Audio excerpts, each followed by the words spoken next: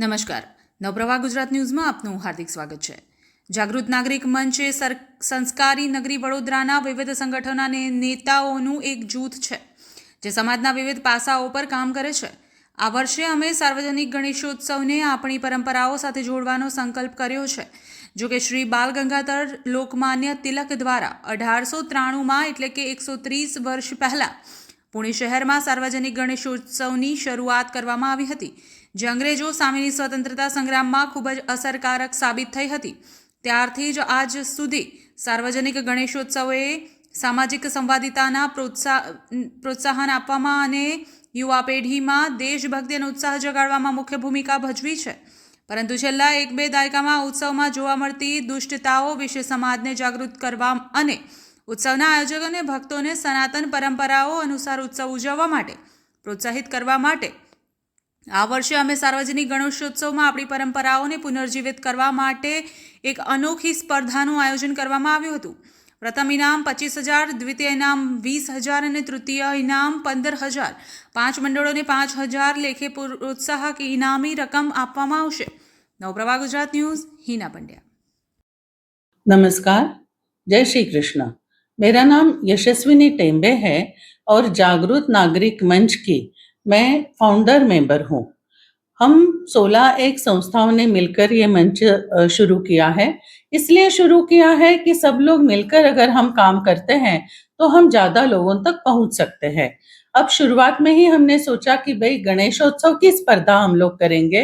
एक तो गणपति जी जो है जिसकी हम सबसे पहले पूजा करते हैं, तो उसी से शुरुआत क्यों ना करें।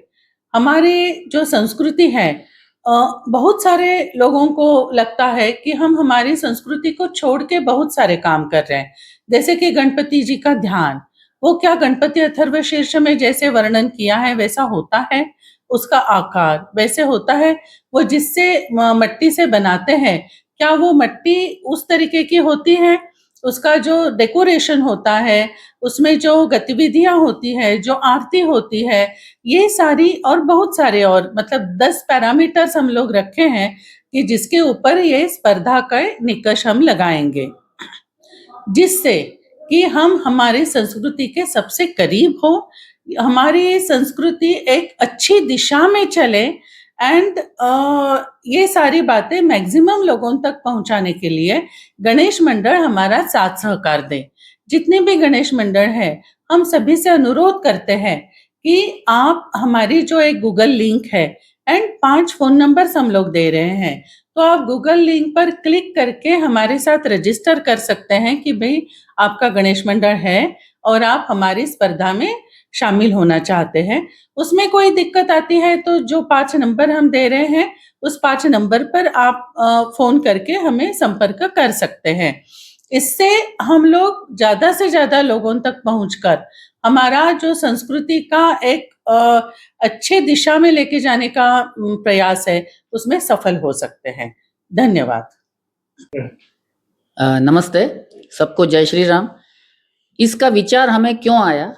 क्योंकि इसका यदि हम इतिहास में थोड़ा झांक के देखें तो लोकमान्य तिलक जी ने 19वीं शताब्दी में 1893 में इस सार्वजनिक गणेशोत्सव की शुरुआत की थी। इसके जो परिणाम मिले थे, उनका उद्देश्य यही था कि जो सोया हुआ समाज है, उस समय गुलामी की जंजीरों में जकड़ा हुआ समाज है, उसके अंदर उत्साह का संचार करना और देशभक्ति के लिए उन्हें प्रवृत्त करना। और इसके बड़े अच्छे परिणाम हमें अनेक क्रांतिकारियों, अनेक स्वातंत्र्य वीरों और अनेक समाज सुधारकों के रूप में हमें मिला। लेकिन आप यदि आखिरी 1-2 दशकों से हम देखेंगे तो यह जानने को मिलता है या यह हमें पता चलता है कि इसका जो मूल उद्देश्य था, परंपराओं से हम दूर होते चले गए और आज हमें पर्यावरण के बारे में या समाज में चल रही जो स्वच्छंदता है उसके बारे में देख करके दुख होता है। तो इसलिए हमें यह विचार आया कि पहले प्रथमेश कहते हैं गणेश जी को, तो उसका जो उत्सव का स्वरूप है सार्वजनिक स्तर पर, उसे हम किस प्रकार से फिर से पुनः स्थापित करें, हमारी परंपराओं को पुनरुज्जीवित करें और इसमें से जो धार्मिक सामाजिक और आध्यात्मिक तीनों उद्देश्य सफल हों, इसलिए हमने यह प्रतियोगिता का आयोजन किया है। प्रतियोगिता के माध्यम से हम हमारे सभी बिंदुओं को, जैसे कि मैडम ने बताया कि इसका स्वरूप कैसा हो, हाथ में शस्त्र होने चाहिए, वरद हस्त होना चाहिए, इसी तरह से उसकी मूर्ति में, पार्थिव मूर्ति है तो उसमें मिट्टी का प्रयोग होना चाहिए, जो रंग है वो भी पर्यावरण को नुकसान नहीं करे, पंडाल का जो सजावट है वह भी नुकसान नहीं करनी चाहिए।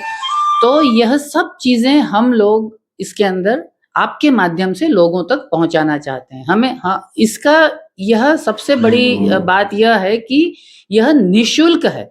इसमें आपको सिर्फ रजिस्ट्रेशन करना है और हमारे जो हैं वो आपको संपर्क करेंगे। आपके जो भी कुछ इन पैरामीटर्स में, इन बिंदुओं पर आप कितने खरे उतर रहे हैं उसके हिसाब से हम प्रथम, द्वितीय और तृतीय ऐसे पारितोषिक रखेंगे। तो पारितोषिकों की भी मैं आपको जानकारी दे दूं कि पहला पारितोषिक 25,000 है, दूसरा पारितोषिक दूसरे नंबर पर 20,000 है और तीसरे नंबर पर 15,000 है।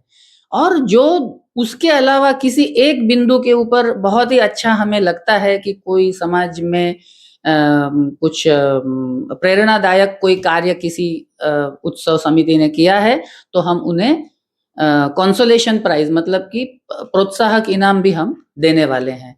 तो मैं आपके माध्यम से, आपकी चैनल के माध्यम से, जो नव प्रवाह गुजरात के माध्यम से मैं आपसे अनुरोध करना चाहता हूं कि अधिक से अधिक लोगों तक यह बात पहुंचे और जो हमारे जो बिंदु हैं उसमें उसके बारे में लोगों को जानकारी मिले। तो आप कृपया इसको अधिक से अधिक फैलाइए। धन्यवाद।